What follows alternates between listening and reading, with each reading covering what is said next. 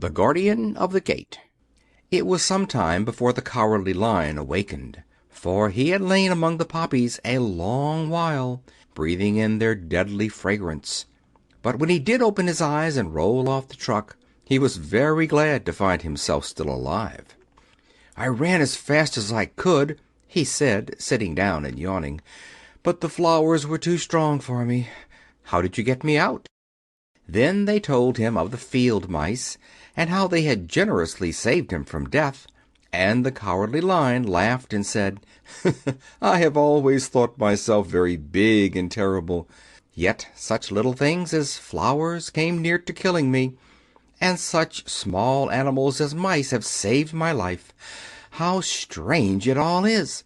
But, comrades, what shall we do now?" "We must journey on until we find the road of yellow brick again," said Dorothy, "and then we can keep on to the Emerald City." So the Lion, being fully refreshed and feeling quite himself again, they all started upon the journey, greatly enjoying the walk through the soft, fresh grass, and it was not long before they reached the road of yellow brick and turned again toward the Emerald City where the great Oz dwelt. The road was smooth and well paved now, and the country about was beautiful, so that the travelers rejoiced in leaving the forest far behind, and with it the many dangers they had met in its gloomy shades.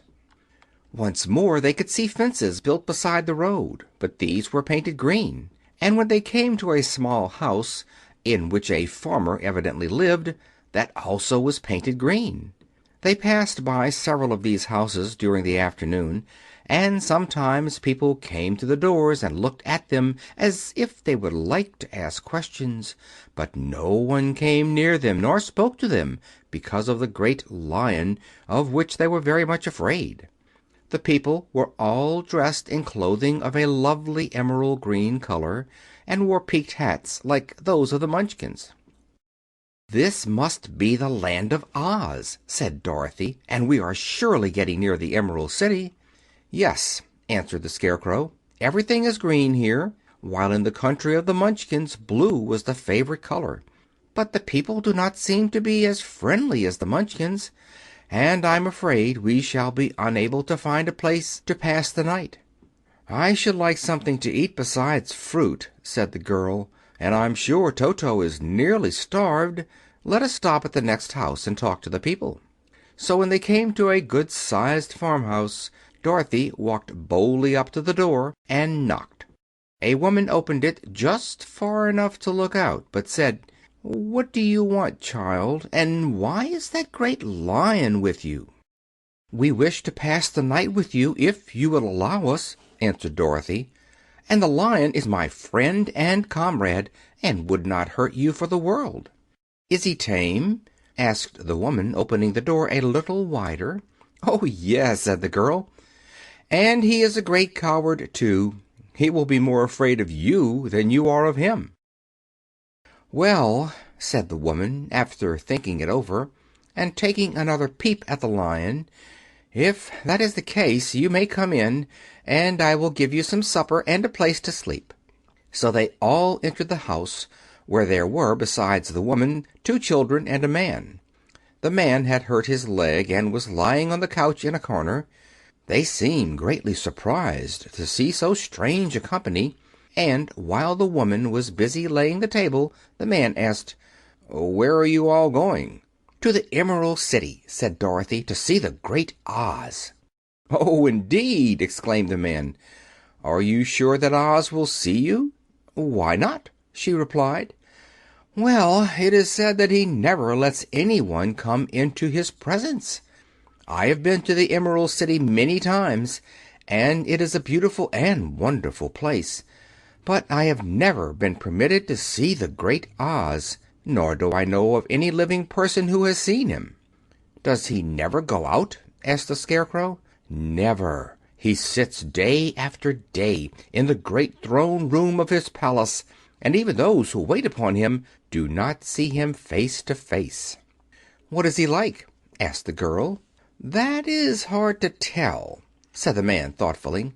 "You see, Oz is a great wizard and can take on any form he wishes. so that some say he looks like a bird, and some say he looks like an elephant, and some say he looks like a cat. To others he appears as a beautiful fairy, or a brownie, or in any other form that pleases him. But who the real Oz is, when he is in his own form, no living person can tell." "That is very strange," said Dorothy. "But we must try in some way to see him, or we shall have made our journey for nothing." "Why do you wish to see the terrible Oz?" asked the man. "I want him to give me some brains," said the Scarecrow eagerly. "Oh, Oz could do that easily enough," declared the man. "He has more brains than he needs." "And I want him to give me a heart," said the Tin Woodman. "That will not trouble him," continued the man, "for Oz has a large collection of hearts of all sizes and shapes."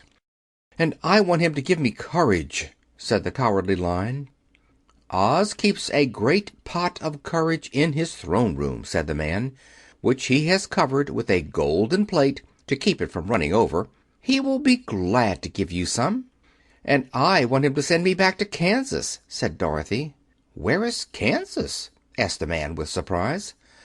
"I don't know," replied Dorothy sorrowfully, "but it is my home, and I'm sure it's somewhere." "Very likely. Well, Oz can do anything, so I suppose he will find Kansas for you.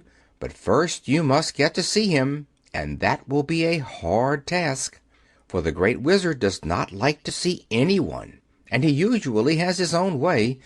But what do you want?" he continued, speaking to Toto. Toto only wagged his tail, for, strange to say, he could not speak. The woman now called to them that supper was ready, so they gathered around the table, and Dorothy ate some delicious porridge, and a dish of scrambled eggs, and a plate of nice white bread, and enjoyed her meal. The Lion ate some of the porridge, but did not care for it, saying it was made from oats, and oats were food for horses, not for lions. The Scarecrow and the Tin Woodman ate nothing at all. Toto ate a little of everything, and was glad to get a good supper again. The woman now gave Dorothy a bed to sleep in, and Toto lay down beside her, while the Lion guarded the door of her room so she might not be disturbed. The Scarecrow and the Tin Woodman stood up in a corner and kept quiet all night, although of course they could not sleep. The next morning, as soon as the sun came up, they started on their way, and soon saw a beautiful green glow in the sky just before them. "That must be the Emerald City," said Dorothy. As they walked on, the green glow became brighter and brighter, and it seemed that at last they were nearing the end of their travels. Yet it was afternoon before they came to the great hall that surrounded the city. It was high and thick, and of a bright green color. In front of them, and at the end of the road of yellow brick, was a big gate, all studded with emeralds that glittered so in the sun that even the painted eyes of the Scarecrow were dazzled by their brilliancy. There was a bell beside the gate, and Dorothy pushed the button and heard a silvery tinkle sound within. Then the big gate swung slowly open, and they all passed through and found themselves in a high-arched room, the walls of which glistened with countless emeralds. Before them stood a little man about the same size as the Munchkins. He was clothed all in green, from his head to his feet, and even his skin was of a greenish tint, and at his side was a large green box. When he saw Dorothy and her companions, the man asked, "What do you wish in Emerald City?" "We came here to see the great Oz," said Dorothy. The man was so surprised at this answer that he sat down to think it over. "It has been many years since anyone asked me to see Oz," he said, shaking his head in perplexity. "He is powerful and terrible, and if you come on an idle or foolish errand to bother the wise reflections of the Great Wizard, he might be angry and destroy you all in an instant." "But it is not a foolish errand, nor an idle one," replied the Scarecrow. "It is important, and we have been told that Oz is a good wizard." "So he is," said the Green Man, "and he rules the Emerald City wisely and well. But to those who are not honest, or who approach him from curiosity, he is most terrible, and few have ever dared ask to see his face. I am the Guardian of the Gates, and since you demand to see the Great Oz, I must take you to his palace. But first you must put on the spectacles." "Why?" asked Dorothy. "Because if you do not wear spectacles, the brightness and glory of the Emerald City would blind you. Even those who live in the city must wear spectacles night and day. They are all locked on, for Oz so ordered it when the city was first built, and I have the only key that will unlock them." He opened the big box, and Dorothy saw that it was filled with spectacles of every size and shape. All of them had green glasses in them. The Guardian of the Gates found a pair that would just fit Dorothy and put them over her eyes. There were two golden bands fastened to them that passed around the back of her head, where they were locked together by a little key that was at the end of a chain the Guardian of the Gates wore around his neck. When they were on, Dorothy could not take them off had she wished. But of course she did not wish to be blinded by the glare of the Emerald City, so she said nothing. Then the Green Man fitted spectacles for the Scarecrow, and the Tin Woodman, and the Lion, and even on little Toto, and all were locked fast with the key. Then the Guardian of the Gates put on his own glasses and told them he was ready to show them to the palace.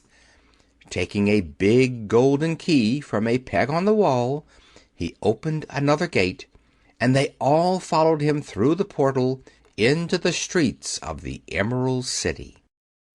End of chapter 10.